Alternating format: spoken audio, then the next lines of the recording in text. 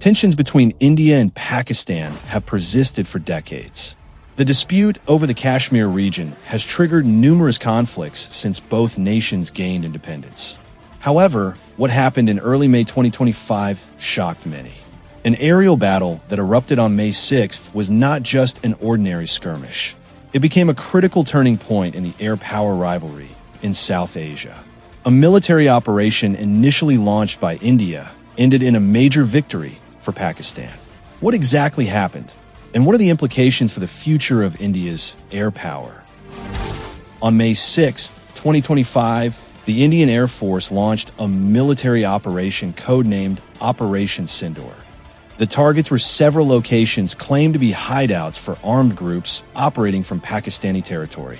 The strike was intended as retaliation for a terrorist attack a few days earlier in Kashmir that killed numerous Indian civilians. However, Pakistan viewed this aggressive action as a violation of its sovereignty. Within hours of the initial strike, Pakistan's military responded with a massive aerial counterattack. An air battle became inevitable as the two South Asian powers clashed in one of the largest aerial dogfights of the past 2 decades. This conflict immediately evoked memories of past aerial battles, such as the one during the 1999 Kargil War. But this time, the scale was far greater. India deployed its Russian-made SU-30 MKI jets and French-made Rafales, 2 of the most advanced aircraft in its fleet. On the other side, Pakistan fielded JF-17 Block 3 and Chinese-made J-10C fighters, along with several American F-16. Reports indicate that over 100 aircraft from both sides were involved. What surprised many was Pakistan's dominant performance in the skies. Several reports stated that at least 5 Indian aircraft were shot down, including a Rafale, which costs hundreds of millions of dollars per unit. One of the main reasons behind Pakistan's success was the deployment of new technologies acquired from China. Pakistan's J-10C fighters were equipped with AESA, active electronically scanned array, radars, modern sensor systems capable of detecting and tracking multiple targets at long range. Additionally, Pakistan used PL-15 air-to-air missiles, which have significantly longer range compared to India's missiles. The PL-15 can travel at Mach 5 and strike targets over 200 kilometers away, while India's are 77 missiles, used by the SU-30 MKI, only have a range of about 80 to 100 kilometers. This allowed Pakistani jets to fire first before Indian aircraft could even detect them. In modern air warfare, the side that sees and fires first often wins, and that is exactly what happened. Meanwhile, India's SU-30 MKI, though known for its agility and weapon capacity, has begun to lag technologically.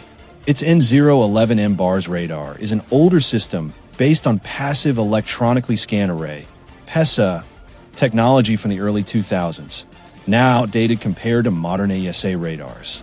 While the Rafale is more modern and does feature AESA radar, India only has 36 units in total. Moreover, the Rafale was not specifically designed for long-range air-to-air combat. Its primary role is ground attack. This placed it at a disadvantage in dogfights against Pakistan's J-10C or F-16 fighters. India's defeat in the air was not just about the loss of a few jets. It was a serious blow to its military prestige.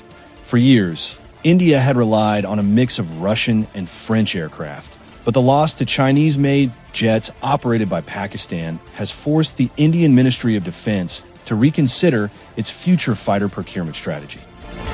The problem is, India doesn't have many viable options. The United States has offered its 5th-generation F-35 fighter, but political obstacles remain. India is uncomfortable with the strict operational limitations imposed by the US, which would reduce India's autonomy in using the jets. On the other hand, Russia's SU-57, a stealthy 5th-generation fighter with advanced radar systems, has been on India's radar. India had once shown interest in co-developing it, but the project was delayed for various reasons. Now, in the face of rising Chinese and Pakistani capabilities, India seems to be reconsidering the possibility of acquiring the SU-57 or at least producing it under license domestically. Even more concerning for India is Pakistan's reported plan to acquire the fifth-generation stealth fighter J-35 from China.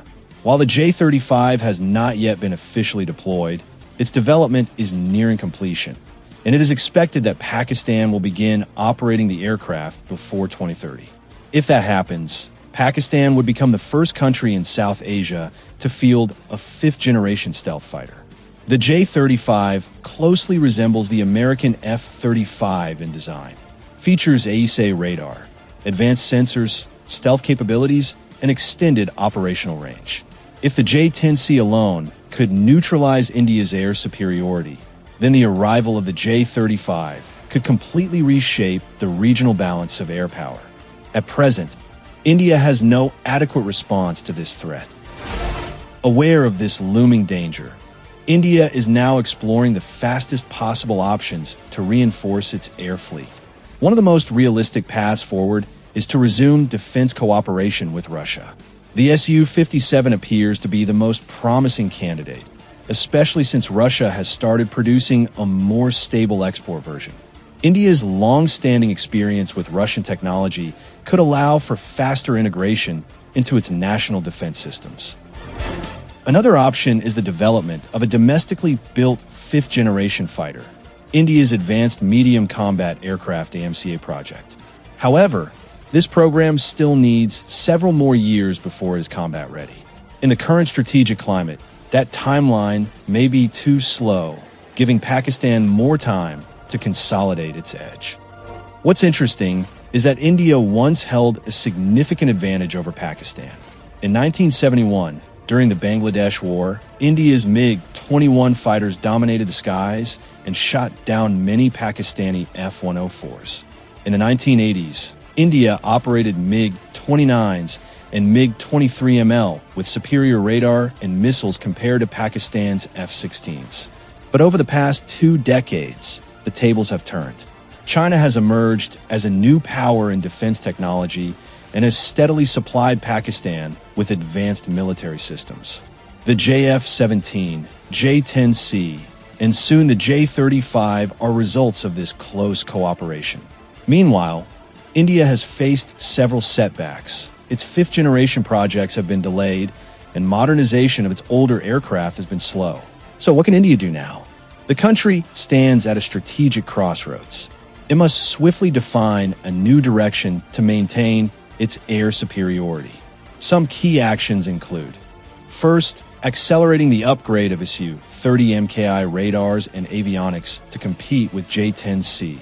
Second, increasing the number of modern fighters like the Rafale or transitioning to the more advanced SU-57. Third, speeding up the domestic AMCA fighter program to reduce dependency on imports. And fourth, enhancing defense partnerships with neutral countries like France or Russia, which typically offer advanced technology without excessive political strings, unlike the US. The air battle of May 2025 delivers a critical lesson for India. Dependence on outdated technology, slow procurement processes, and unpreparedness against enemy advancements can have dire consequences. Pakistan, once the underdog, has now turned the tables through close collaboration with China and the smart use of cutting-edge military tech. India still holds immense potential, but to reclaim dominance in the skies of South Asia, it must act decisively and swiftly.